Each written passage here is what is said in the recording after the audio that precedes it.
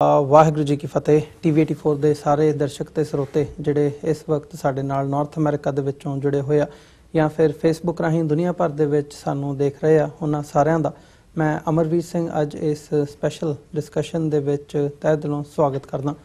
Viewers, ਅਸੀਂ ਪਿਛਲੇ ਸਾਲਾਂ ਦੇ ਵਿੱਚ ਦੇਖਿਆ ਕਿ 1984 ਦਾ ਜਿਹੜਾ ਸਿੱਖ ਕਤਲੇਆਮ ਦਿੱਲੀ ਦੇ ਵਿੱਚ ਤੇ ਭਾਰਤ ਦੇ ਹੋਰ ਸ਼ਹਿਰਾਂ ਦੇ ਵਿੱਚ, ਵੱਡੇ ਸ਼ਹਿਰਾਂ ਦੇ ਵਿੱਚ ਜਿੱਥੇ ਹਜ਼ਾਰਾਂ ਸਿੱਖਾਂ ਨੂੰ ਕਤਲ ਕਰ ਦਿੱਤਾ ਗਿਆ ਸੀ, ਮੌਤ ਦੇ ਘਾਟ ਉਤਾਰ ਦਿੱਤਾ ਗਿਆ ਸੀ, ਇਸ ਨੂੰ ਨਸਲਕੁਸ਼ੀ ਵਜੋਂ ਮਾਨਤਾ ਦਿਵਾਉਣ ਦੀ ਜਿਹੜੀ ਮੁਹਿੰਮ ਹੈਗੀ ਹੈ ਉਹ ਵਿਦੇਸ਼ੀ ਸਿੱਖਾਂ ਵੱਲੋਂ ਆਰੰਭੀ ਹੋਈ ਹੈ ਤੇ ਇਹਦੇ ਜਿਹੜੇ ਪ੍ਰਮਾਣ ਹੈਗੇ ਆ ਉਹ ਸਾਨੂੰ ਸਾਡੇ ਸਾਹਮਣੇ ਦੇਖਣ ਨੂੰ ਮਿਲੇ ਨੇ। ਓਨਟਾਰੀਓ ਦੇ ਵਿੱਚ ਓਨਟਾਰੀਓ ਪ੍ਰੋਵਿੰਸ ਦੀ ਜਿਹੜੀ ਅਸੈਂਬਲੀ ਹੈਗੀ ਹੈ ਉਹਨਾਂ ਨੇ ਕਤਲੇਆਮ ਨੂੰ 1984 ਦੇ ਸਿੱਖ ਕਤਲੇਆਮ ਨੂੰ ਨਸਲਕੁਸ਼ੀ ਵਜੋਂ ਮਾਨਤਾ ਦਿੱਤੀ ਹੈ, ਮੰਨਿਆ ਕਿ ਇਹ ਨਸਲਕੁਸ਼ੀ ਸੀ, ਜੈਨੋਸਾਈਡ ਸੀ। ਇੱਦਾਂ ਦਾ ਹੀ ਇੱਕ ਰੁਝਾਨ ਅਮਰੀਕਾ ਦੇ ਵਿੱਚ ਸਾਨੂੰ ਵੱਖੋ ਵੱਖਰੇ ਸ਼ਹਿਰਾਂ ਦੇ ਵਿੱਚ, ਕੈਲੀਫੋਰਨੀਆ ਦੇ ਕਈ ਸ਼ਹਿਰਾਂ ਦੇ ਵਿੱਚ ਸਿਟੀ ਕਾਉਂਸਲਸ ਵੱਲੋਂ ਇੱਦਾਂ ਦੇ ਮਤੇ ਜਿਹੜੇ ਨੇ ਪਾਸ ਕੀਤੇ ਗਏ ਨੇ। ਕਨੈਟੀਕਟ ਦੀ ਸਟੇਟ ਅਸੈਂਬਲੀ ਵੱਲੋਂ 1 ਨਵੰਬਰ ਦਾ ਜਿਹੜਾ ਦਿਨ ਹੈਗਾ ਉਹ ਸਿੱਖ ਜੈਨੋਸਾਈਡ ਰਿਮੈਂਬਰੈਂਸ ਡੇ ਵਜੋਂ ਜਿਹੜਾ ਮਨਾਉਣ ਦਾ ਇੱਕ ਰੈਜ਼ੋਲੂਸ਼ਨ ਹੈਗਾ ਉਹ ਕੀਤਾ ਗਿਆ। ਹਰ ਸਾਲ 1 ਨਵੰਬਰ ਦਾ ਦਿਨ ਕਨੈਟੀਕਟ ਅਸੈਂਬਲੀ ਦੇ ਵਿੱਚ ਸਿੱਖ ਜੈਨੋਸਾਈਡ ਰਿਮੈਂਬਰੈਂਸ ਡੇ ਦੇ ਤੌਰ ਤੇ ਮਨਾਇਆ ਜਾਇਆ ਕਰੇਗਾ। ਤੇ ਇੱਦਾਂ ਦਾ ਹੀ ਇੱਕ ਜਿਹੜਾ ਰੈਜ਼ੋਲੂਸ਼ਨ ਹੈਗਾ, ਮਤਾ ਹੈਗਾ, ਉਹ ਪੈਨਸਿਲਵੇਨੀਆ ਸਟੇਟ ਅਸੈਂਬਲੀ ਦੇ ਵਿੱਚ ਵੀ ਪਾਸ ਕੀਤਾ ਗਿਆ, ਜਿੱਥੇ ਸਿੱਖ ਕਤਲੇਆਮ ਨੂੰ ਨਸਲਕੁਸ਼ੀ ਵਜੋਂ ਮਾਨਤਾ ਦਿੱਤੀ ਗਈ ਹੈ। ਸੋ ਜਿਹੜੀ ਇਹ ਮੁਹਿੰਮ ਹੈਗੀ ਹੈ ਆਪਣੇ ਹੱਕਾਂ ਦੇ ਲਈ ਸਿੱਖਾਂ ਵੱਲੋਂ, ਬਾਹਰਲੇ ਸਿੱਖਾਂ ਵੱਲੋਂ ਜਿਹੜੇ ਵਿਦੇਸ਼ਾਂ ਦੇ ਵਿੱਚ ਵਸਦੇ ਆ ਉਹਨਾਂ ਦੇ ਵੱਲੋਂ ਆਰੰਭੀ ਹੋਈ ਹੈ। ਇਹਦਾ ਕੀ ਫਾਇਦਾ ਹੈਗਾ, ਇਹ ਕਿਉਂ ਵਿੱਢੀ ਗਈ ਹੈ, ਨਸਲਕੁਸ਼ੀ ਨੂੰ ਮਾਨਤਾ ਦਿਵਾਉਣੀ ਕਿਉਂ ਇੰਪੋਰਟੈਂਟ ਹੈ, ਇੱਦਾਂ ਦੇ ਜਿਹੜੇ ਸਵਾਲ ਨੇ ਉਹ ਕਈ ਵਾਰ ਸਿੱਖ ਸੰਗਤਾਂ ਦੇ ਵੱਲੋਂ ਵੀ ਉਠਾਏ ਜਾਂਦੇ ਨੇ। ਤੇ ਇਹਦਾ ਮੋਟਿਵ ਕੀ ਹੈਗਾ, ਇਵੈਂਚੁਅਲੀ ਜਿਹੜੀ ਇਹ ਸਟਰਗਲ ਹੈਗੀ ਹੈ ਇਹ ਜਸਟਿਸ ਤੱਕ ਕਿਵੇਂ ਲੀਡ ਸਾਨੂੰ ਲੈ ਕੇ ਜਾ ਸਕਦੀ ਹੈ ਉੱਥੇ ਤੱਕ, ਤਾਂ ਇਸ ਦੇ ਉੱਤੇ ਅੱਜ ਅਸੀਂ ਗੱਲਬਾਤ ਕਰਨ ਜਾ ਰਹੇ ਹਾਂ। ਸਾਡੇ ਨਾਲ ਇਹ ਜਿਹੜਾ, ਜਿਵੇਂ ਮੈਂ ਕਨੈਟੀਕਟ ਦੀ ਗੱਲ ਕੀਤੀ ਹੈ, ਸਿੱਖ ਜੈਨੋਸਾਈਡ ਰਿਮੈਂਬਰੈਂਸ ਡੇ ਜਿੱਥੋਂ ਮਾਨਤਾ ਦਿੱਤੀ ਗਈ ਹੈ ਕਨੈਟੀਕਟ ਸਟੇਟ ਅਸੈਂਬਲੀ ਵੱਲੋਂ, ਇਸ ਨੂੰ ਇਸ ਮੁਕਾਮ ਤੱਕ ਪਹੁੰਚਾਉਣ ਦੇ ਲਈ ਜਿਹਦੇ ਵਿੱਚ ਅਹਿਮ ਯੋਗਦਾਨ ਹੈਗਾ ਉੱਥੋਂ ਦੇ ਲੋਕਲ ਸਿੱਖ ਐਕਟਿਵਿਸਟ ਸਰਦਾਰ ਸਵਰਨਜੀਤ ਸਿੰਘ ਖਾਲਸਾ ਹੋਰਾਂ ਦਾ। ਸਿੱਖ ਸੇਵਕ ਸੁਸਾਇਟੀ ਇੰਟਰਨੈਸ਼ਨਲ ਦੇ ਉਹ ਕਰਤਾ ਧਰਤਾ ਹੈਗੇ ਨੇ ਤੇ ਲੋਕਲੀ ਕਨੈਟੀਕਟ ਦੇ ਵਿੱਚ ਵਿਚਰਦੇ ਨੇ। ਤੇ ਓਵਰਆਲ ਜਦੋਂ ਅਸੀਂ ਦੇਖਦੇ ਹਾਂ ਉਹਨਾਂ ਦੇ ਨਾਲ ਜਿਹੜੇ ਪਰਮਿੰਦਰਪਾਲ ਸਿੰਘ ਖਾਲਸਾ ਵੀ ਸਾਡੇ ਨਾਲ ਇਸ ਪੈਨਲ ਡਿਸਕਸ਼ਨ ਦੇ ਵਿੱਚ ਮੌਜੂਦ ਹੈਗੇ ਨੇ। ਗਿਆਨੀ ਦਿੱਤ ਸਿੰਘ ਲਿਖਾਰੀ ਸਭਾ ਜਿਹੜੀ ਕਿ ਪੰਜਾਬ ਦੇ ਵਿੱਚ ਇੱਕ ਰਜਿਸਟਰਡ ਆਰਗੇਨਾਈਜੇਸ਼ਨ ਹੈਗੀ ਆ, ਉਹ ਵੀ ਸਾਡੇ ਨਾਲ ਇੱਥੇ ਪਹੁੰਚੇ ਹੋਏ ਨੇ। ਸੋ ਓਵਰਆਲ ਅੱਜ ਅਸੀਂ ਇਹਨਾਂ ਜਿਹੜੇ ਕੁਐਸਚਨਸ ਜਿਨ੍ਹਾਂ ਦੀ ਮੈਂ ਗੱਲ ਕੀਤੀ ਹੈ ਇਹਦੇ ਤੇ ਅਸੀਂ ਗੱਲਬਾਤ ਕਰਾਂਗੇ ਕਿ ਇਸ ਸਾਰੇ ਪਾਰਟ ਦੀ ਅਹਿਮੀਅਤ ਕੀ ਹੈਗੀ ਹੈ ਤੇ ਕਿਉਂ ਜਸਟਿਸ ਦੇ ਲਈ ਇਹ ਜਿਹੜੀ ਮੁਹਿੰਮ ਹੈਗੀ ਹੈ ਉਹ ਜ਼ਰੂਰੀ ਹੈ। ਇੱਕ ਹੋਰ ਗੱਲ ਦੱਸਦੇ ਹਾਂ, ਜਿਹੜੀ ਇਹ 1 ਨਵੰਬਰ ਨੂੰ ਸਿੱਖ ਜੈਨੋਸਾਈਡ ਰਿਮੈਂਬਰੈਂਸ ਡੇ ਵਜੋਂ ਕਨੈਟੀਕਟ ਦੀ ਸਟੇਟ ਅਸੈਂਬਲੀ ਦੇ ਵਿੱਚ ਮਨਾਉਣ ਦੀ ਜਿਹੜੀ ਗੱਲ ਹੈਗੀ ਹੈ ਉਹ ਆਉਂਦੀ 10 ਨਵੰਬਰ ਨੂੰ ਸ਼ਨੀਵਾਰ ਨੂੰ ਜਿਹੜੇ ਸਮਾਗਮ ਹੈਗੇ ਨੇ ਉਸ ਸੰਬੰਧੀ ਕਨੈਟੀਕਟ ਦੀ ਸਟੇਟ ਅਸੈਂਬਲੀ ਦੇ ਵਿੱਚ ਕਰਵਾਏ ਜਾ ਰਹੇ ਨੇ। ਸਮਾਂ ਹੈਗਾ 12 ਤੋਂ ਲੈ ਕੇ 3 ਵਜੇ ਤੱਕ ਦਾ। ਸੋ ਇੱਥੇ ਅੱਜ ਅਸੀਂ ਇਸ ਗੱਲਬਾਤ ਦੀ ਸ਼ੁਰੂਆਤ ਕਰਦੇ ਹਾਂ। ਸਭ ਤੋਂ ਪਹਿਲਾਂ ਭਾਈ ਸਾਹਿਬ ਤੁਹਾਡਾ ਤੇ ਅੰਕਲ ਤੁਹਾਡਾ ਸਵਾਗਤ ਹੈ। ਵਾਹਿਗੁਰੂ ਜੀ ਕਾ ਖਾਲਸਾ, ਵਾਹਿਗੁਰੂ ਜੀ ਕੀ ਫਤਿਹ। ਸਵਰਨਜੀਤ ਸਿੰਘ ਜੀ, ਜਿਵੇਂ ਮੈਂ ਇੰਟਰੋਡਕਸ਼ਨ ਦੇ ਵਿੱਚ ਮੈਂਸ਼ਨ ਕੀਤਾ ਹੈਗਾ ਤੇ ਓਵਰਆਲ ਮੀਡੀਆ ਦੇ ਵਿੱਚ ਵੀ ਇਹ ਗੱਲ ਆਈ ਹੈਗੀ ਹੈ ਕਿ ਮੈਂ ਸਮਝਦਾ ਕਿ ਸਿੱਖ ਸੰਗਤਾਂ ਨੂੰ ਇਸ ਬਾਰੇ ਪਤਾ ਹੈ ਕਿ 1 ਨਵੰਬਰ ਦਾ ਜਿਹੜਾ ਦਿਨ ਹੈਗਾ ਉਹ ਸਿੱਖ ਜੈਨੋਸਾਈਡ ਰਿਮੈਂਬਰੈਂਸ ਡੇ ਵਜੋਂ ਮਨਾਇਆ ਜਾਇਆ ਕਰੇਗਾ ਹੁਣ ਹਰ ਸਾਲ ਕਨੈਟੀਕਟ ਦੀ ਸਟੇਟ ਅਸੈਂਬਲੀ ਦੇ ਵਿੱਚ। ਸੋ ਇਹਦੀ ਅਹਿਮੀਅਤ ਬਾਰੇ, ਜਾਂ ਜਿਵੇਂ ਮੈਂ ਕੁਐਸਚਨਸ ਦੀ ਗੱਲ ਕੀਤੀ ਹੈ ਵੀ ਜਸਟਿਸ ਦੇ ਲਈ ਇਹ ਜਿਹੜੀ ਮੁਹਿੰਮ ਹੈਗੀ ਹੈ ਕਿਉਂ ਇੰਪੋਰਟੈਂਟ ਹੈਗੀ ਹੈ, ਜਾਂ ਇੱਥੇ ਤੱਕ ਲੀਡ ਲੈ ਕੇ ਤੁਸੀਂ ਇਸ ਨੂੰ ਇਸ ਮੁਕਾਮ ਤੱਕ ਪਹੁੰਚਾਇਆ ਹੈਗਾ, ਇਹ ਜਿਹੜਾ ਸਫ਼ਰ ਸੀ, ਜੇ ਇਸ ਬਾਰੇ ਤੁਸੀਂ ਸਾਨੂੰ ਦੱਸ ਸਕੋ। ਠੀਕ ਜੀ, ਸਭ ਤੋਂ ਪਹਿਲਾਂ ਤਾਂ ਮੈਂ ਧੰਨਵਾਦ ਕਰਦਾ TV84 ਦਾ ਜਿਨ੍ਹਾਂ ਨੇ ਸਾਨੂੰ ਇਹ ਪਲੇਟਫਾਰਮ ਬਖਸ਼ਿਆ। ਤਾਂ ਮੈਂ ਰਿਮਾਈਂਡ ਵੀ ਕਰਾਉਣਾ ਚਾਹਾਂਗਾ ਵੀ ਅਸੀਂ ਬੜੇ ਫਖਰ ਨਾਲ ਕਹੀਦਾ ਵੀ ਜਿਹੜਾ TV84 ਹੈ ਇੱਕ ਪੰਥਕ ਚੈਨਲ ਹੈ ਤੇ ਸਾਨੂੰ ਬੜੀ ਖੁਸ਼ੀ ਹੈ, ਬੜਾ ਸੋਹਣਾ ਤੁਸੀਂ ਕੰਮ ਕਰ ਰਹੇ ਹੋ। Thank you. ਤੇ ਜਿਹੜਾ ਇਹ ਸਫ਼ਰ ਦੀ ਜਿਵੇਂ ਤੁਸੀਂ ਗੱਲ ਕਰੋ, ਮੈਂ ਸਮਝਦਾ ਕੋਈ ਇੱਕ ਦਿਨ ਦਾ ਕੰਮ ਨਹੀਂ ਸੀ ਜਾਂ ਕੋਈ ਇਨਸਟੈਂਟ ਨਹੀਂ ਇਹ ਕੰਮ ਹੋਇਆ। ਇਹਦੇ ਪਿੱਛੇ ਬੜਾ ਐਫਰਟ ਲੱਗਾ, ਤਕਰੀਬਨ 10 ਸਾਲ ਦੀ ਮਿਹਨਤ ਲੱਗੀ ਹੈ। ਕਿਉਂਕਿ ਜਦੋਂ ਮੈਂ ਕਨੈਟੀਕਟ ਦੇ ਵਿੱਚ ਮੂਵ ਕੀਤਾ ਤੇ ਇੱਥੇ ਇਲੈਕਟਿਡ ਅਫੀਸ਼ੀਅਲ ਕਹਿ ਲਓ ਜਾਂ ਜਿਹੜੇ ਲੋਕਲ ਈਵਨ ਤੁਹਾਡੇ ਜਿਹੜੇ ਮੇਅਰ ਨੇ, ਕਾਉਂਸਲਮੈਨ ਨੇ, ਪੂਰੇ ਕਨੈਟੀਕਟ ਦੇ ਵਿੱਚ ਮੈਂ ਵੱਖ-ਵੱਖ ਸਿਟੀਜ਼ ਦੇ ਵਿੱਚ ਵੀ ਗਿਆ, ਕਿਸੇ ਨੂੰ ਕੋਈ ਨੌਲੇਜ ਨਹੀਂ ਸੀ ਵੀ ਸਿੱਖ ਕੌਣ ਨੇ। ਤੇ ਸਿੱਖਾਂ ਦਾ ਇਤਿਹਾਸ ਕਨੈਟੀਕਟ ਦੇ ਵਿੱਚ ਪਿਛਲੇ 40 ਸਾਲਾਂ ਦਾ ਹੈਗਾ। 40 ਸਾਲਾਂ ਤੋਂ ਸਿੱਖ ਕਨੈਟੀਕਟ ਦੇ ਵਿੱਚ ਰਹਿ ਰਹੇ ਨੇ ਤੇ ਗੁਰਦੁਆਰਾ ਸਾਹਿਬ ਵੀ ਨੇ, 2 ਗੁਰਦੁਆਰਾ ਸਾਹਿਬ ਸਨ। ਪਰ ਪਿਛਲੇ 5 ਸਾਲਾਂ ਤੋਂ ਅਸੀਂ ਜਿਹੜਾ ਕਹਿ ਲਓ ਵੀ ਜੰਗੀ ਪੱਧਰ ਦੇ ਉੱਤੇ ਕੰਮ ਕੀਤਾ ਬਈ ਸਿੱਖ ਅਵੇਅਰਨੈਸ ਦੇ ਉੱਤੇ। ਸਭ ਤੋਂ ਪਹਿਲਾ ਕੰਮ ਅਸੀਂ ਸ਼ੁਰੂਆਤ ਇੱਧਰੋਂ ਕੀਤੀ ਹੈ ਬਈ ਸਿੱਖ ਕੌਣ ਨੇ।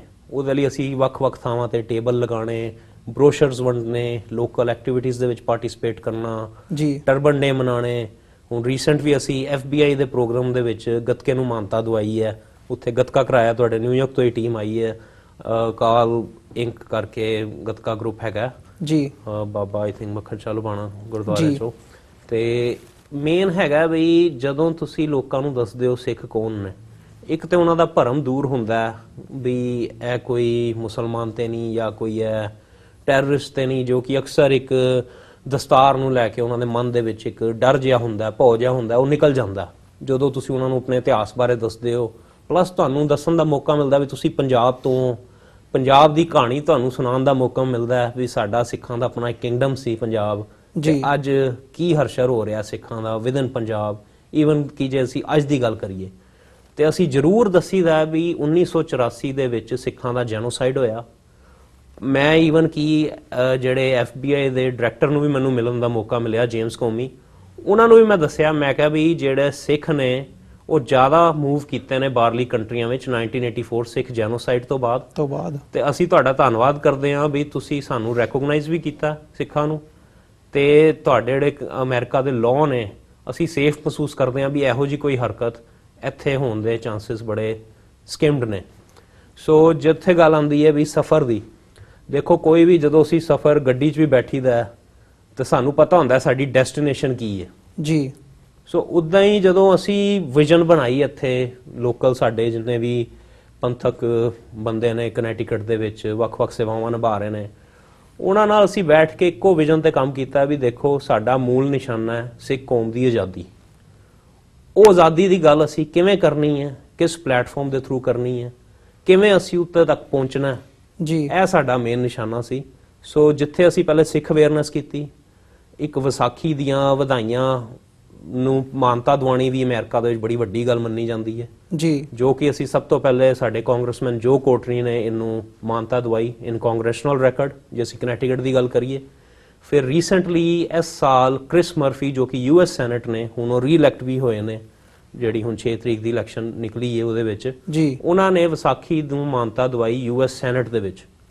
ਸੋ ਸਾਨੂੰ ਫੈਡਰਲ ਲੈਵਲ ਤੇ ਵੀ ਇਹਦੇ ਵਿੱਚ ਕਾਮਯਾਬੀ ਮਿਲੀ, ਸਾਡੀ ਮਿਹਨਤਾਂ ਨੂੰ ਕਹਿ ਲਓ ਵੀ ਬੂਰ ਲੱਗਾ। ਤੇ ਫਿਰ ਅਸੀਂ ਕਿਹਾ ਵੀ ਹੁਣ ਵਿਸਾਖੀ ਦੇ ਜਿਹੜੇ ਨੈਸ਼ਨਲ ਸਿੱਖ ਡੇ ਵਜੋਂ ਮਨਾਉਣਾ ਸੀ ਜਿਹੜਾ ਸੀ, ਉਹ ਬੜਾ ਕਾਮਯਾਬ ਰਿਹਾ। ਘੱਟੋ ਘੱਟ 5 ਡਿਫਰੈਂਟ ਸਿਟੀਜ਼ ਨੇ ਵੀ ਇਹਨੂੰ ਰੈਕੋਗਨਾਈਜ਼ ਕੀਤਾ, ਇਹਨੂੰ ਫੈਡਰਲ ਲੈਵਲ ਤੇ ਵੀ ਰੈਕੋਗਨਾਈਜ਼ ਕਰਾ ਲਿਆ ਜੀ। ਨੈਕਸਟ ਸਟੈਪ ਸਾਡਾ ਸੀ ਵੀ ਹੁਣ ਅਸੀਂ ਸਿੱਖ ਕੌਮ ਦੀ ਜਿਹੜੀ ਜੈਨੋਸਾਈਡ ਹੋਈ ਹੈ, ਜਿਹਨੂੰ ਕਿ ਅਕਸਰ ਰਾਈਟਸ ਕਹਿ ਕੇ ਸੰਬੋਧਨ ਕੀਤਾ ਜਾਂਦਾ ਹੈ ਜਾਂ ਐਂਟੀ ਸਿੱਖ ਵਾਇਲੈਂਸ ਕਿਹਾ ਜਾਂਦਾ ਹੈ, ਉਹਦੀ ਕਲੈਰਿਟੀ ਨੂੰ ਅਸੀਂ ਸਟੇਟ ਲੈਵਲ ਤੇ ਚੱਕੀਏ। ਤੇ ਇਹਦੇ ਲਈ ਸਾਡੀਆਂ 4-5 ਇਨੀਸ਼ੀਅਲ ਮੀਟਿੰਗਸ ਹੋਈਆਂ ਸਟੇਟ ਸੈਨੇਟਰਸ ਦੇ ਨਾਲ, ਜਿਹੜੇ ਸਟੇਟ ਦੇ ਰਿਪਰੈਜ਼ੈਂਟੇਟਿਵ ਹੁੰਦੇ ਨੇ ਉਹਨਾਂ ਦੇ ਨਾਲ ਵੀ ਅਸੀਂ ਮਿਲੇ ਹਾਂ ਜੀ। ਤੇ ਟੋਟਲ 160 ਸੈਨੇਟਰਸ ਹੈਗੇ ਨੇ ਕਨੈਟੀਕਟ ਦੇ ਵਿੱਚ, ਤੇ ਤਕਰੀਬਨ ਇੰਨੀ ਕੁ ਗਿਣਤੀ ਹੈ ਸਟੇਟ ਰਿਪਰੈਜ਼ੈਂਟੇਟਿਵਸ ਦੀ ਵੀ। ਅਸੀਂ ਸਾਰਿਆਂ ਨੂੰ ਈਮੇਲਸ ਵੀ ਕੱਢੀਆਂ, ਉਹਨਾਂ ਨੂੰ ਦੱਸਿਆ ਵੀ ਸਿੱਖਾਂ ਨਾਲ ਕੀ ਹੋਇਆ।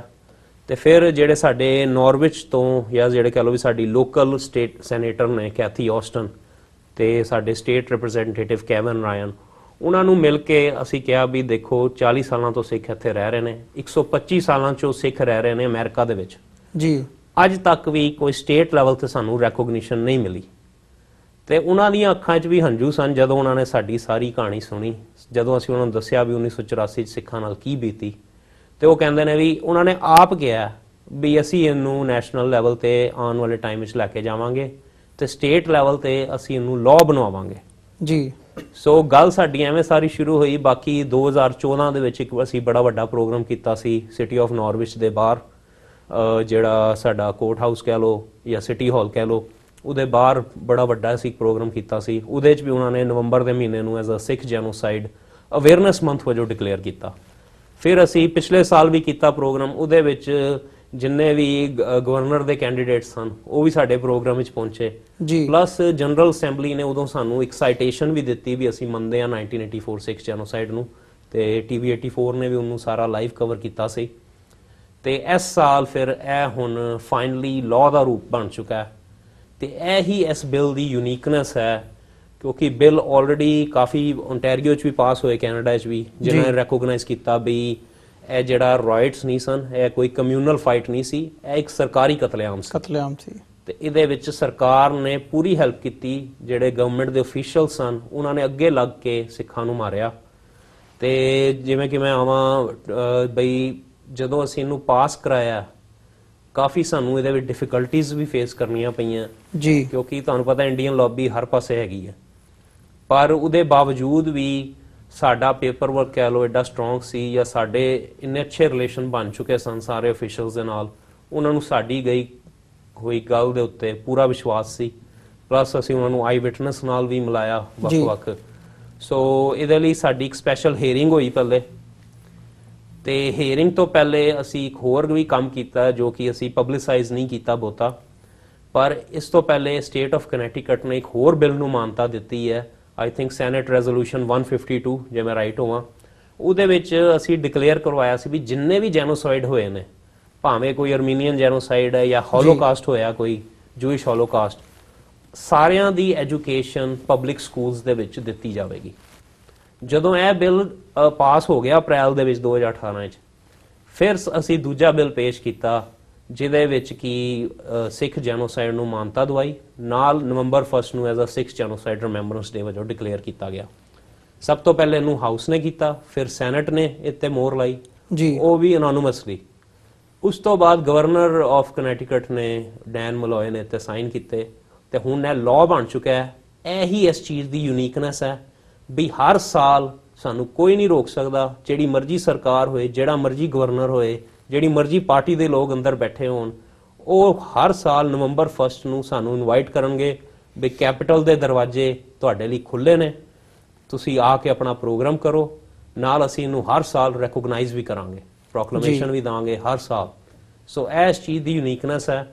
ਸੋ ਮੈਂ ਆਪਣੇ ਵੱਲੋਂ ਵੀ ਬੇਨਤੀ ਇਹੀ ਕਰਨਾ ਚਾਹੁੰਦਾ ਬਈ ਡਿਸਪਾਈਟ ਆਫ ਜਿਹੜੀ ਵੀ ਤੁਸੀਂ ਆਰਗੇਨਾਈਜੇਸ਼ਨ ਨੂੰ ਬਿਲੋਂਗ ਕਰਦੇ ਹੋ, ਤੁਹਾਡਾ ਸਾਰਿਆਂ ਦਾ ਫਰਜ਼ ਬਣਦਾ ਆਪਾਂ ਇਹਨੂੰ ਇੱਕ ਨੈਸ਼ਨਲ ਲੈਵਲ ਦਾ ਇਵੈਂਟ ਬਣਾਈਏ, ਕਿਉਂਕਿ ਇਹ ਹੀ ਇਸ ਚੀਜ਼ ਦੀ ਯੂਨੀਕਨੈਸ ਹੈ। ਤਾਂ ਸਾਡਾ ਮਨੋਰਥ ਹੈ ਹੀ ਹੈ ਇਹਨੂੰ ਐਜ਼ ਅ ਇੱਕ ਨਿਊਟਰਲ ਇਵੈਂਟ ਰੱਖੀਏ ਜੀ, ਜਿਹਦੇ ਵਿੱਚ ਸਾਰੇ ਆ ਕੇ ਆਪਣੇ ਦੁੱਖ ਸੁੱਖ ਵੀ ਸ਼ੇਅਰ ਕਰਨ, ਪਲੱਸ ਨੈਸ਼ਨਲ ਲੈਵਲ ਤੇ ਅਸੀਂ ਇਹਨੂੰ ਲੈ ਕੇ ਜਾ ਸਕੀਏ ਬਈ ਸਿੱਖਾਂ ਨਾਲ ਕੀ ਹੋਇਆ।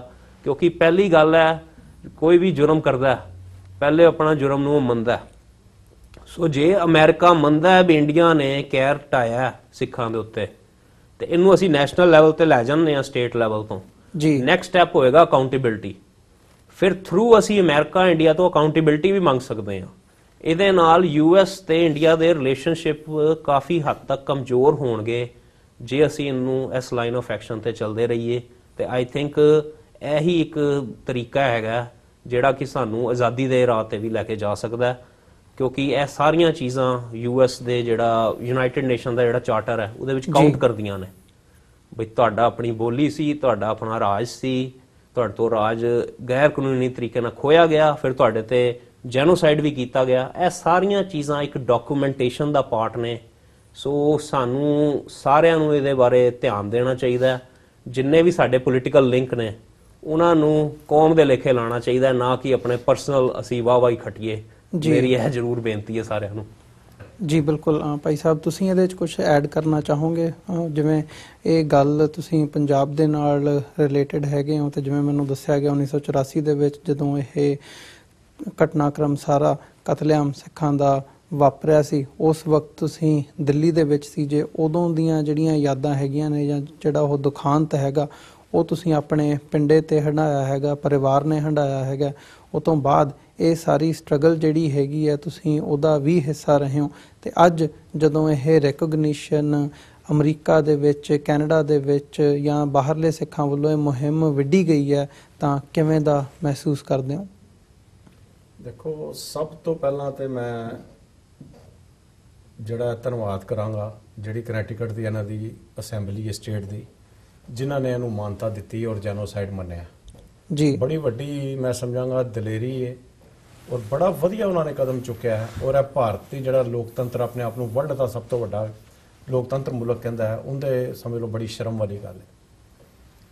ਔਰ ਸਰਦਾਰ ਸਵਰਨਜੀਤ ਸਿੰਘ ਖਾਲਸਾ ਜਿਹੜੇ ਕਿ ਪ੍ਰੈਜ਼ੀਡੈਂਟ ਨੇ ਸਿੱਖ ਸੇਵਕ ਸੁਸਾਇਟੀ ਇੰਟਰਨੈਸ਼ਨਲ ਦੇ, ਤੇ ਨਾਲ ਜਿੰਨੀਆਂ ਜਥੇਬੰਦੀਆਂ ਸਹਿਯੋਗੀ ਇਹਨਾਂ ਦੀਆਂ ਜਾਂ ਜਿਹੜੇ ਸਾਥੀ ਨੇ, ਮੈਂ ਉਹਨਾਂ ਨੂੰ ਜਿਹੜਾ ਮੈਂ ਕਹਾਂਗਾ ਵੀ ਇਹ ਇੱਕ ਬੜਾ ਵੱਡਾ ਉਹਨਾਂ ਦਾ ਅਮਲ ਹੈ ਔਰ ਬੜੀ ਵੱਡੀ ਸੇਵਾ ਹੈ ਪੰਥ ਦੀ। ਤੁਹਾਡਾ TV 84 ਵਾਲੇ ਜਿਹੜੇ ਤੁਸੀਂ ਇਹ ਪ੍ਰੋਗਰਾਮ ਦਿਖਾ ਰਹੇ ਹੋ, ਤੁਹਾਡੀ ਵੀ ਸੇਵਾ ਮਾਨ ਹੈ, ਬੜੀ ਵੱਡੀ ਸੇਵਾ ਹੈ। ਕਿਉਂਕਿ ਇਹ ਸਿੱਖਾਂ ਦੇ ਨਾਲ ਜੋ ਕੁਝ ਹੋਇਆ 1984 ਵਿੱਚ, ਕਈ ਇਹਨੂੰ ਦੰਗਾ ਕਹਿੰਦੇ ਨੇ, ਦੰਗੇ ਨਹੀਂ ਹੋਏ, ਦੰਗੇ ਹੁੰਦੇ ਨੇ ਦੋ ਕਮਿਊਨਿਟੀ 'ਚ ਹੋਏ ਹੋਣ ਜੀ। ਇਹ ਸਿੱਖਾਂ ਦਾ ਕਤਲੇਆਮ ਸਰਾਸਰ ਹੋਇਆ ਹੈ ਔਰ ਪੂਰੀ ਸਰਕਾਰ ਇਹਨਾਂ ਦੇ ਮਗਰ ਸੀ ਔਰ ਉਹਨਾਂ ਦੇ ਕੋਲ ਵੋਟਰ ਲਿਸਟ ਸਨ। ਅਸੀਂ ਉਦਾਸ ਉਸ ਟਾਈਮ ਦਿੱਲੀ ਰਹਿੰਦੇ ਸਾਂ, ਮਲਕਾਗੰਜ ਏਰੀਏ 'ਚ ਸਾਡਾ ਮਕਾਨ ਸੀ ਜਿਹੜਾ ਯੂਨੀਵਰਸਿਟੀ ਏਰੀਆ ਦੇ ਨਾਲ ਹੈ ਦਿੱਲੀ 'ਚ। 86 ਵਿੱਚ ਅਸੀਂ ਫਿਰ ਮੂਵ ਕਰ ਗਏ ਸਾਂ ਪੰਜਾਬ ਜਲੰਧਰ। ਸਾਡੀਆਂ ਦੁਕਾਨਾਂ ਸਨ, ਸਬਜ਼ੀ ਮੰਡੀ ਵੀ, ਉਸ ਤੋਂ ਬਾਅਦ ਕਮਲਾ ਨਗਰ, ਕੋਲਾਪੁਰ ਰੋਡ, ਲਾਲ ਕਿਲੇ ਦੇ ਸਾਹਮਣੇ Bhatia time corner, Bhatia cloth house, ਸਾਰੀਆਂ ਲੁੱਟੀਆਂ ਗਈਆਂ ਦੁਕਾਨਾਂ। ਸਾਡੀ ਕੋਠੀ ਦੇ ਉੱਤੇ ਹਮਲਾ ਕੀਤਾ ਗਿਆ, ਗ੍ਰਿਲਾਂ ਤੱਕ ਸਾਡੀਆਂ ਭੰਨੀਆਂ ਗਈਆਂ। ਉਸ ਤੋਂ ਬਾਅਦ ਸਾਡੀ ਗੱਡੀਆਂ ਸਾੜਤੀਆਂ ਗਈਆਂ। ਸਾਡੇ ਘਰ ਅਟੈਕ ਜਿਹੜਾ ਹੈ ਪਹਿਲੇ ਗੁਰਦੁਆਰਾ ਸਾਹਿਬ ਹੀ ਸਾਡੇ ਹੋਇਆ 31 ਜਦੋਂ ਆਇਆ ਇੰਦਰਾ ਮਰੀ 31 ਅਕਤੂਬਰ ਨੂੰ ਰਾਤੀ। ਉਸ ਟਾਈਮ ਸਾਡੇ ਗੁਰਦੁਆਰੇ ਦੇ ਗਲੀਚੇ ਵਗੈਰਾ ਸਭ ਕੁਝ ਬਾਹਰ ਆ ਕੇ ਸਾੜਤੇ ਸਨ ਤੇ ਸਵੇਰੇ ਪ੍ਰਭਾਤ ਫੇਰੀਆਂ ਨਿਕਲ ਰਹੀਆਂ ਸਨ। ਤੁਹਾਨੂੰ ਛੋਟੀ ਜਿਹੀ ਗੱਲ ਦੱਸਾਂ, ਗੁਰੂ ਨਾਨਕ ਸਾਹਿਬ ਜੀ ਦੇ ਗੁਰਪੁਰਬ ਕਰਕੇ ਜੀ ਅਸੀਂ 1 ਤਰੀਕ ਨੂੰ ਪ੍ਰੋਟੈਸਟ, ਅਸੀਂ ਕਿਹਾ ਵੀ ਸਾਦਾ ਕੰਮ ਐਵੇਂ ਹੀ ਹੋਇਆ ਹੋਣਾ, ਕੋਈ ਐਡਾ ਸਾਨੂੰ ਨਹੀਂ ਪਤਾ ਸੀ ਵੀ ਐਡੀ ਵੱਡੀ ਮੈਨੂਪੂਲੇਸ਼ਨ ਹੈ, ਬਈ ਐਡਾ ਤਰੀਕੇ ਨਾਲ ਇਹ ਸਾਰਾ ਕੰਮ ਕਰ ਰਹੇ ਨੇ। ਅਸੀਂ ਸਧਾਰਨ ਤੌਰ ਤੇ ਪ੍ਰੋਟੈਸਟ ਕਰਨ ਚਲੇ ਗਏ ਸਬਜ਼ੀ ਮੰਡੀ ਥਾਣੇ। ਸਾਨੂੰ ਉੱਥੇ ਰਸਤੇ 'ਚ ਕਬੀਰ ਬਸਤੀ ਪੈਂਦਾ ਸੀ ਇਲਾਕਾ, ਜਿਹੜਾ ਕਿ ਬੜਾ ਇਹਨਾਂ ਦਾ ਇੱਕ ਕਿਸਮ ਦੇ ਲੋਕ ਇਸ ਤਰ੍ਹਾਂ ਦੇ ਸਨ ਉੱਥੇ ਕਾਫੀ। ਉੱਥੇ ਸਾਡੇ ਜਿਹੜੇ ਸਿੱਖ ਸਨ 20 ਜਿਹੜੇ ਸਿੱਖ ਸਨ ਪੇੜਾਂ ਨਾਲ ਬੰਨ੍ਹ ਕੇ ਸਾੜੇ ਗਏ। ਸਾਨੂੰ ਥਾਣੇ ਦੇ ਵਿੱਚ ਅਸੀਂ ਪ੍ਰੋਟੈਸਟ ਕਰ ਰਹੇ ਹਾਂ, ਉੱਥੇ ਪੱਥਰ ਪੈਣੇ ਸ਼ੁਰੂ ਹੋ ਗਏ ਜੀ। ਤੇ ਅਗਰ ਅਸੀਂ ਉਸ ਰਸਤਿਓਂ ਵਾਪਸ ਆ ਜਾਂਦੇ ਨਾ, ਸਾਡੇ ਚੋਂ ਇੱਕ ਵੀ ਬਚਣਾ ਨਹੀਂ ਸੀ।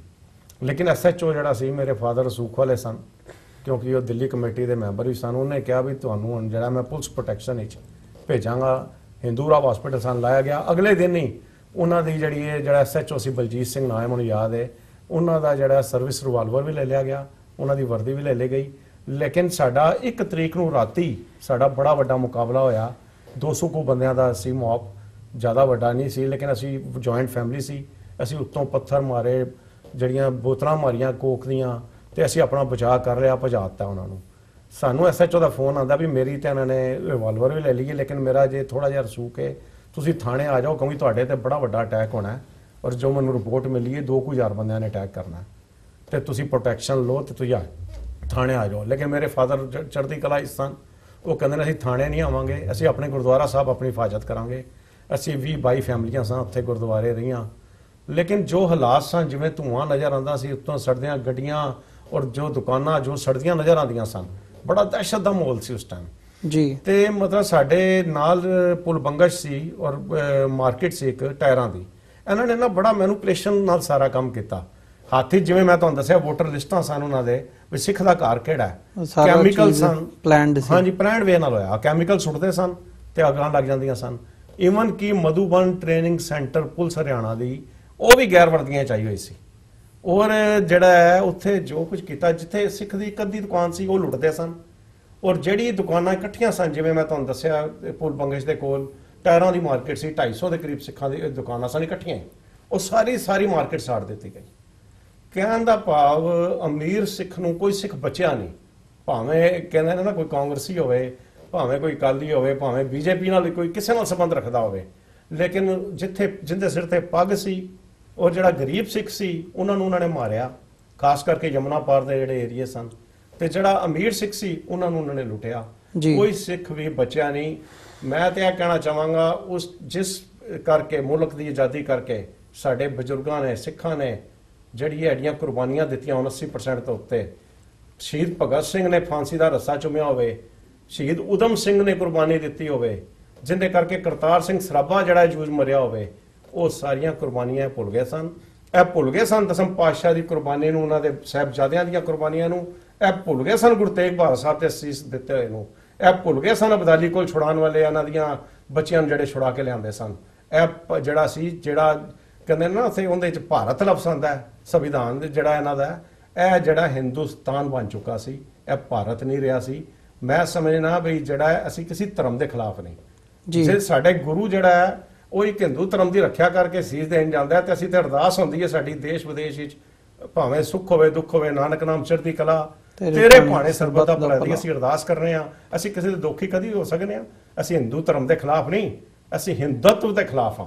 ਅਸੀਂ ਖਿਲਾਫ ਹਾਂ RSS ਦੇ, ਅਸੀਂ ਖਿਲਾਫ ਹਾਂ ਮੋਹਨ ਭਾਗਵਤ ਦੇ, ਜਿਹੜਾ ਕਹਿੰਦਾ ਹੈ ਜੀ ਅਗਰ ਭਾਰਤ ਮੇਂ ਰਹਿਣਾ ਹੋਗਾ ਤਾਂ ਵੰਦੇ ਮਾਤਰਮ ਕਹਿਣਾ ਹੋਗਾ।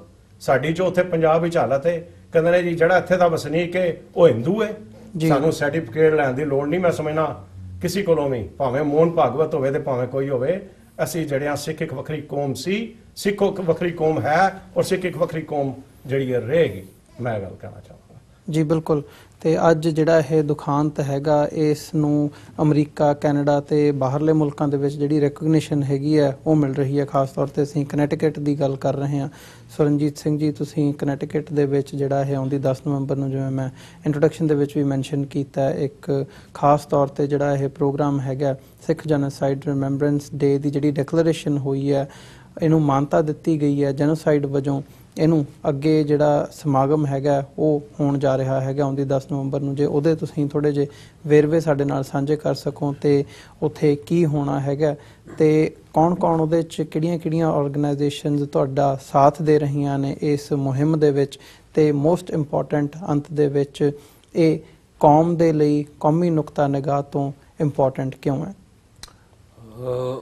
ਇਸ ਪ੍ਰੋਗਰਾਮ ਦੇ ਵਿੱਚ ਸਭ ਤੋਂ ਪਹਿਲਾਂ ਤਾਂ ਮੈਂ ਦੱਸਣਾ ਚਾਹਾਂਗਾ 10 ਨਵੰਬਰ ਨੂੰ, ਜੋ ਕਿ ਸੈਟਰਡੇ ਹੈ, 12 ਤੋਂ 3 ਪ੍ਰੋਗਰਾਮ ਚੱਲਣਾ ਹੈ। ਸਟੇਟ ਕੈਪੀਟਲ ਦੀ ਜਿਹੜੀ ਬਿਲਡਿੰਗ ਹੈ, ਲੈਜਿਸਲੇਟਿਵ ਆਫਿਸ ਬਿਲਡਿੰਗ, ਉਹਦੀ ਲੌਬੀ 'ਚ ਹੀ ਪ੍ਰੋਗਰਾਮ ਹੋਣਾ ਜੀ। ਤੇ ਇਸ ਲੌਬੀ ਦੇ ਵਿੱਚ ਹਾਈ-ਮਾਈ ਉਹ ਪ੍ਰੋਗਰਾਮ ਕਰਨ ਨਹੀਂ ਦਿੰਦੇ। ਭਾਵੇਂ ਇੰਡੀਆ ਵਾਲੇ 25 ਸਾਲਾਂ ਤੋਂ ਆਪਣਾ ਪ੍ਰੋਗਰਾਮ ਕਰਦੇ ਨੇ, ਸਿੱਖਾਂ ਦਾ ਪਹਿਲਾ ਪ੍ਰੋਗਰਾਮ ਹੈ। ਸੋ ਸਾਡੇ ਸਾਰਿਆਂ ਦਾ ਹੀ ਫਰਜ਼ ਬਣਦਾ ਇਹਨੂੰ ਕਾਮਯਾਬ ਬਣਾਈਏ। ਤੇ ਜਿਵੇਂ ਮੈਂ ਪਹਿਲੇ ਵੀ ਦੱਸਿਆ ਵੀ ਇਹਨੂੰ ਅਸੀਂ ਇੱਕ ਨਿਊਟਰਲ ਪ੍ਰੋਗਰਾਮ ਰੱਖਿਆ ਹੈ। 6 ਆਫ ਕਨੈਟੀਕਟ ਵੱਲੋਂ ਅਸੀਂ ਸੱਦਾ ਪੱਤਰ ਦਿੱਤਾ ਸਾਰਿਆਂ ਨੂੰ ਵੀ ਇਹਦੇ ਵਿੱਚ ਆਓ ਤੇ ਕੌਮ ਦੀ ਗੱਲ ਕਰੋ। ਪਰ ਮੁੱਖ ਤੌਰ ਦੇ ਉੱਤੇ ਵਰਲਡ ਸਿੱਖ ਪਾਰਲੀਮੈਂਟ ਦਾ ਇਹਦੇ ਵਿੱਚ ਬੜਾ ਵੱਡਾ ਰੋਲ ਹੈ।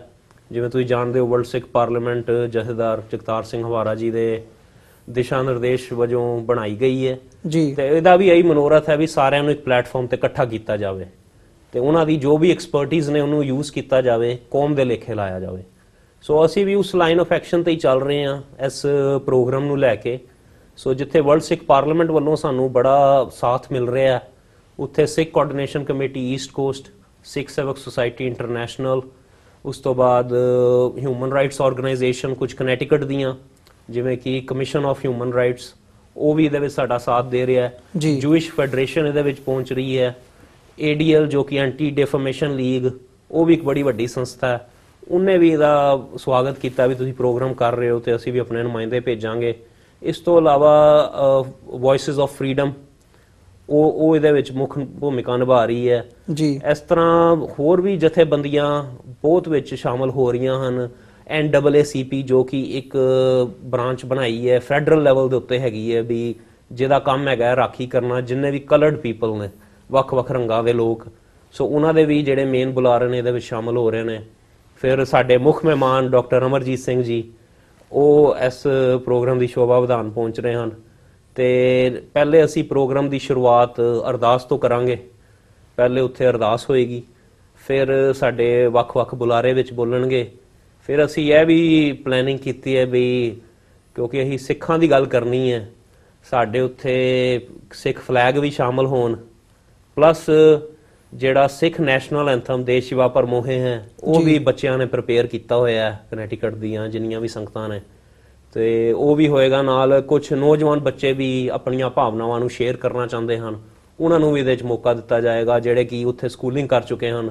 ਮੈਨੂੰ ਬੜਾ ਮਾਣ ਮਹਿਸੂਸ ਹੁੰਦਾ ਹੈ ਵੀ ਇੱਕ ਮੈਨੂੰ ਈਮੇਲ ਵੀ ਆਈ, ਉੱਥੇ ਬੇਟੀ ਹੈਗੀ ਹੈ ਕੋਈ, ਤੇ ਕਹਿੰਦੀ ਵੀ ਮੈਨੂੰ ਐਡੀ ਪ੍ਰੋਬਲਮ ਆਈ ਸਕੂਲ ਦੇ ਵਿੱਚ ਆਪਣੇ ਆਪ ਨੂੰ ਦੱਸਣ ਦੇ ਲਈ, ਤੇ ਅੱਜ ਜਿਹੜਾ ਤੁਸੀਂ ਕੰਮ ਕਰਵਾਇਆ ਇੱਥੇ ਬਈ ਕਨੈਟੀਕਟ ਦੇ ਸਿੱਖਾਂ ਵੱਲੋਂ ਕੰਮ ਹੋਇਆ, ਇਹਦੇ ਨਾਲ ਮੈਨੂੰ ਬੜਾ ਪ੍ਰਾਊਡ ਫੀਲ ਹੁੰਦਾ। ਸੋ ਜਿਹੜੇ ਉੱਥੇ ਯੰਗਸਟਰਸ ਨੇ, ਅਸੀਂ ਉਹਨਾਂ ਨੂੰ ਵੀ ਇਹ ਪਲੇਟਫਾਰਮ ਦੇਣਾ ਚਾਹੁੰਦੇ ਹਾਂ ਵੀ ਆਓ ਆਪਣੀ ਗੱਲ ਕਰੋ ਜੀ। ਤੇ ਮੇਨ ਸਾਡਾ ਮਨੋਰਥ ਹੈ ਹੀ ਹੈ, ਕਿਉਂਕਿ ਇਹ ਇੱਕ ਐਵਰਗ੍ਰੀਨ ਚੀਜ਼ ਹੈ, ਹਰ ਸਾਲ ਮਨਾਈ ਜਾਣੀ ਹੈ ਤੇ ਇਹਨੂੰ ਅਸੀਂ ਸਾਂਝੇ ਰੂਪ ਦੇ ਵਿੱਚ ਸਾਰੇ ਅਮਰੀਕਾ ਦੇ ਸਿੱਖਾਂ ਵੱਲੋਂ ਇੱਥੇ ਪਹੁੰਚੀਏ। ਜਿਵੇਂ ਸੈਨ ਫਰਾਂਸਿਸਕੋ ਅਸੀਂ ਪ੍ਰੋਗਰਾਮ ਕਰੀਦਾ ਜੂਨ ਦੇ ਵਿੱਚ, ਉਦਾਂ ਹੀ ਨਵੰਬਰ ਦੇ ਵਿੱਚ ਅਸੀਂ ਕਨੈਟੀਕਟ ਨੂੰ ਚੂਜ਼ ਕਰੀਏ ਤੇ ਇਸ ਪ੍ਰੋਗਰਾਮ ਨੂੰ ਅਸੀਂ ਸਕਸੈਸਫੁਲ ਬਣਾਈਏ। ਬਾਕੀ ਤੁਸੀਂ ਮੈਨੂੰ ਪੁੱਛਿਆ ਸੀ ਵੀ ਇਸ ਪ੍ਰੋਗਰਾਮ ਨੂੰ ਮਤਲਬ ਅਸੀਂ ਕੀ ਰੂਪਰੇਖਾ ਦੇਣਾ ਚਾਹੁੰਦੇ ਆ ਜਾਂ ਇਹਦਾ ਕੀ ਮੈਸੇਜ ਹੈ ਜੀ। ਮੈਸੇਜ ਦੇਖੋ ਇਹੀ ਹੈ ਵੀ ਇੱਕ ਤੇ ਸਾਡੀ ਨਾਲ ਜੋ ਹੋਇਆ ਉਹ ਸਾਡਾ ਫਰਜ਼ ਬਣਦਾ ਵੀ ਦੁਨੀਆ ਨੂੰ ਦੱਸੀਏ ਜੀ। ਜਿਵੇਂ ਜੂਇਸ਼ ਕਮਿਊਨਿਟੀ ਨੇ ਥਾਂ ਥਾਂ ਹੋਲੋਕਾਸਟ ਮਿਊਜ਼ੀਅਮ ਵੀ ਬਣਾਏ ਨੇ। ਸੋ ਆਉਣ ਵਾਲੇ ਸਮੇਂ ਵਿੱਚ ਅਸੀਂ 1984 ਸਿੱਖ ਜੈਨੋਸਾਈਡ ਦੀ ਇੱਕ ਯਾਦਗਾਰ ਦੇ ਉੱਤੇ ਵੀ ਕੰਮ ਕਰ ਰਹੇ ਹਾਂ। ਸਿਟੀ ਆਫ ਨਾਰਵਿਚ ਵੱਲੋਂ ਜਗ੍ਹਾ ਲੈ ਕੇ ਉੱਥੇ ਇੱਕ ਪਲੈਕ ਲਗਾਈ ਜਾਵੇ ਤਾਂ ਜੋ ਇੱਕ ਸਾਨੂੰ ਸਪੌਟ ਮਿਲ ਸਕੇ ਅਮਰੀਕਾ ਦੇ ਵਿੱਚ ਜਿੱਥੇ ਸਿਟੀ ਵੱਲੋਂ ਜਿੱਥੇ ਲੋਕੀ ਆ ਕੇ ਆਪਣੇ ਪ੍ਰੋਗਰਾਮ ਕਰ ਸਕਣ। ਦੂਜਾ, ਸਕੂਲਾਂ ਦੇ ਵਿੱਚ ਜਿਹੜਾ ਹੁਣ ਪੜ੍ਹਾਇਆ ਜਾ ਰਿਹਾ ਜੈਨੋਸਾਈਡ ਬਾਰੇ, ਇਹ ਇੱਕ ਬੜਾ ਵੱਡਾ ਸਟੈਪ ਹੈ ਜੀ। ਤੇ ਇਹਦੇ ਨਾਲ ਸਿੱਖ ਅਵੇਅਰਨੈਸ ਵੀ ਹੋਏਗੀ ਸਾਡੀ। ਸੋ ਆਈ ਥਿੰਕ ਓਵਰਆਲ ਇਹੋ ਜਿਹੇ ਜਿਹੜੇ ਮੁਹਿੰਮਸ ਨੇ ਉਹ ਜ਼ਰੂਰ ਵੱਖ-ਵੱਖ ਹੋਰ ਵੀ ਸਟੇਟਾਂ ਨੂੰ ਚਲਾਉਣੀਆਂ ਚਾਹੀਦੀਆਂ, ਜਿੰਨੇ ਵੀ ਸਾਡੇ ਸਿੱਖਾਂ ਦੇ ਰਿਪਰੈਜ਼ੈਂਟੇਟਿਵ ਨੇ ਹੋਰ ਥਾਵਾਂ ਤੇ ਮੇਨ ਇਹਦੇ ਵਿੱਚ ਸਾਡੇ media partner TV 84, global Punjabi, Garv TV, voice of Khalsa. So ਇਹ ਸਾਰਿਆਂ ਦਾ ਸਾਨੂੰ ਬੜਾ ਸਾਥ ਤੇ ਸਹਿਯੋਗ ਮਿਲ ਰਿਹਾ ਜੀ। ਤੇ ਅਸੀਂ ਚਾਹਾਂਗੇ ਹੋਰ ਵੀ ਜੇ ਕਿਸੇ ਨੇ ਕੋਈ ਆਪਣੇ ਮਨ ਦੇ ਬਲਬਲੇ ਸ਼ੇਅਰ ਕਰਨੇ ਨੇ ਉੱਥੇ ਆ ਕੇ ਜ਼ਰੂਰ ਸਾਨੂੰ ਕੰਟੈਕਟ ਕਰਨ। ਇਹ ਇੱਕ ਸਾਂਝਾ ਪ੍ਰੋਗਰਾਮ ਹੈ ਤੇ ਆਪਾਂ ਸਾਂਝੇ ਰੂਪ ਵਿੱਚ ਇਹਨੂੰ ਕਰਨਾ ਹਰ ਸਾਲ। ਹਾਂਜੀ ਜੀ ਬਿਲਕੁਲ, ਤੁਹਾਡਾ ਬਹੁਤ-ਬਹੁਤ ਧੰਨਵਾਦ। ਤੁਸੀਂ ਦੋਵੇਂ ਜਾਣੇ ਇੱਥੇ ਆਪਣਾ ਸਮਾਂ ਕੱਢ ਕੇ ਆਏ ਤੇ ਸਾਡੇ ਨਾਲ ਇਸ ਪ੍ਰੋਗਰਾਮ ਬਾਰੇ ਤੇ ਇਸ ਦਾ ਜਿਹੜਾ ਮੋਟਿਵ ਹੈਗਾ ਉਹਦੇ ਬਾਰੇ ਤੁਸੀਂ ਸਾਡੇ ਨਾਲ ਵਿਚਾਰਾਂ ਦੀ ਸਾਂਝ ਪਾਈ ਹੈ। ਪਰ ਮੈਂ ਸਾਡੇ ਦਰਸ਼ਕਾਂ ਨੂੰ ਦੁਬਾਰਾ ਫੇਰ ਇੱਕ ਵਾਰੀ ਰਿਮਾਈਂਡਰ ਦੇ ਤੌਰ ਤੇ ਦੱਸ ਦਿਆਂ ਕਿ ਜਿਵੇਂ ਆਉਂਦੀ 10 ਨਵੰਬਰ ਨੂੰ ਸ਼ਨੀਵਾਰ ਨੂੰ ਸਿੱਖ ਜੈਨੋਸਾਈਡ ਰਿਮੈਂਬਰੈਂਸ ਡੇ ਦੇ ਤੌਰ ਤੇ ਕਨੈਟੀਕਟ ਦੀ ਸਟੇਟ ਅਸੈਂਬਲੀ ਦੇ ਵਿੱਚ ਇਹ ਜਿਹੜਾ ਸਮਾਗਮ ਹੋਣ ਜਾ ਰਿਹਾ ਹੈ 12 ਤੋਂ 3 ਵਜੇ ਤੱਕ। ਇਹਦੀ ਇੰਪੋਰਟੈਂਸ ਇਹ ਹੈਗੀ ਹੈ ਕਿ ਜਦੋਂ ਅਸੀਂ ਜਸਟਿਸ ਦੀ ਗੱਲ ਕਰਦੇ ਹਾਂ 1984 ਦਾ ਜਿਹੜਾ ਸਿੱਖ ਜੈਨੋਸਾਈਡ ਹੋਇਆ ਹੈਗਾ ਉਹਦੇ ਲਈ, ਤਾਂ ਘੱਟੋ ਘੱਟ ਇੱਥੇ ਜਿਹੜੇ ਬਾਹਰਲੇ ਮੁਲਕਾਂ ਦੇ ਵਿੱਚ ਸਿੱਖ ਵਸਦੇ ਆ ਉਹ ਇੱਕ ਉਪਰਾਲਾ ਕਰ ਸਕਦੇ ਕਿ ਜਾਗਰੂਕਤਾ ਮੁਹਿੰਮ ਹੈਗੀ ਹੈ, ਜੇ ਇਹਨੂੰ ਜੈਨੋਸਾਈਡ ਡਿਕਲੇਅਰ ਕਰਵਾਇਆ ਜਾਵੇ ਸਿਟੀ ਲੈਵਲ ਤੋਂ ਲੈ ਕੇ ਉੱਪਰ, ਜੇ ਇੱਕ ਦੇਸ਼ ਦੇ ਤੌਰ ਤੇ ਅਮਰੀਕਾ ਦੇ ਵਿੱਚ, ਕੈਨੇਡਾ ਦੇ ਵਿੱਚ ਕਿਤੋਂ ਵੀ ਇਹ ਗੱਲ ਉੱਠਦੀ ਹੈ ਤਾਂ ਇਵੈਂਚੁਅਲੀ ਗੱਲ ਅਕਾਊਂਟੇਬਿਲਿਟੀ ਤੱਕ ਜਾਂਦੀ ਹੈ। ਸੋ ਬੜੀ ਹੀ ਇਹ ਇੱਕ ਇੰਪੋਰਟੈਂਟ ਗੱਲ ਹੈਗੀ ਹੈ ਤੇ